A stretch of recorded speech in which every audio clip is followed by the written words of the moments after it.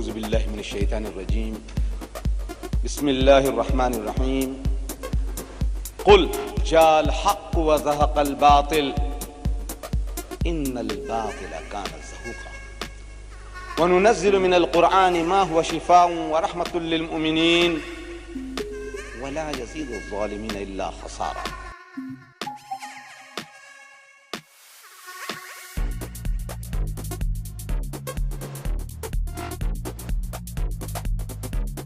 Number one, he was reluctant to die. He didn't want to die. He didn't come prepared to come for any type of sacrifice. Luke chapter 22 verse 36, you'll find he's preparing for a fight. Had he come to die, there was no need for him to tell his disciples to go and arm themselves. Number two, he beseeched God for help. Matthew chapter 26 verse 39.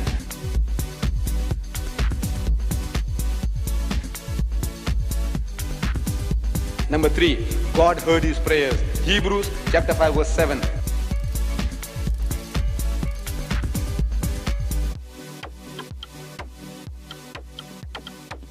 Number four, an angel of God came to strengthen him. Luke chapter 22 verse 43.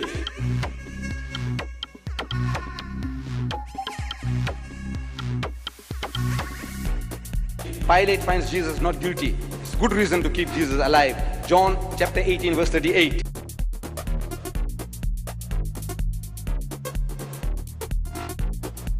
Number six, Pilate's wife shown a dream in which she was told that no harm should come to this just man.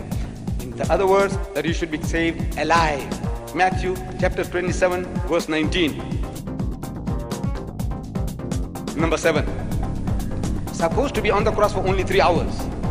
According to the system in vogue, no man could die by crucifixion in so short a time, which means that even if he was fastened to the cross, he was alive.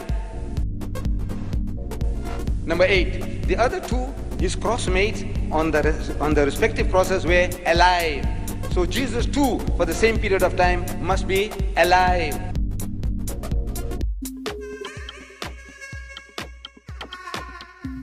Number nine, Encyclopedia Biblica under article cross, column 960 says that when the spear was thrust, Jesus was alive. We didn't write the Encyclopedia Biblica. Number 10, and when they launched him on the side with the spear, so forthwith there came out blood and water, which is a sign of life. Number 11, his legs not broken as a fulfillment of prophecy. As the legs can be of any use only if Jesus was alive. And this is a fulfillment of prophecy, says the Christian. He keepeth all his bones, not one of them is broken. Psalms chapter 24 verse 20. Number 12, there was a thunderstorm, earthquake and darkening of the sun, all within 3 hours, to disperse the sadistic mob, to enable his secret disciples to help keep him alive.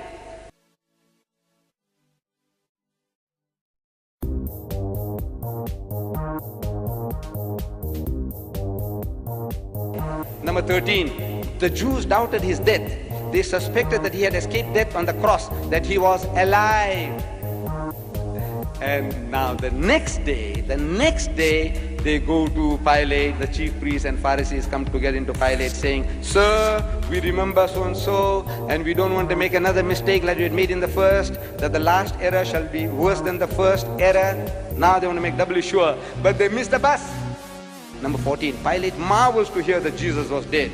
So Pilate marveled if he were already dead, and calling to him the centurion, he asked him whether he had been any while dead.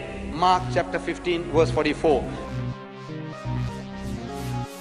Number 15, big and roomy chamber, close at hand and big and airy for willing hands to come to the rescue. Providence was out to keep Jesus alive. Number 16, stone and winding sheets had to be removed, only necessary if Jesus was alive. John chapter 20 verse 1.